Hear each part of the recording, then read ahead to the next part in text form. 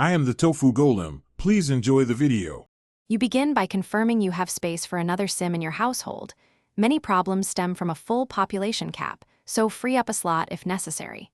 Once done, save the game to avoid progress loss and open Create a Sim.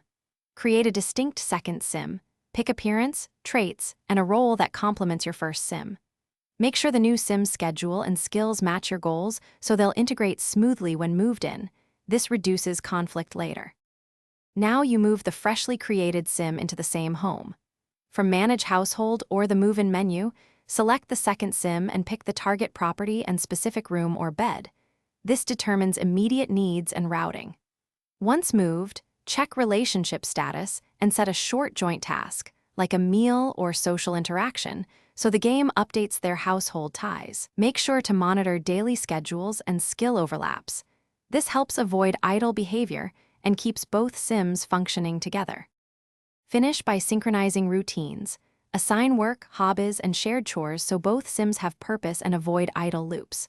Once settled, run a few interactions to confirm relationships and pathing. Making sure beds and objects aren't overlapping prevents stuck sims.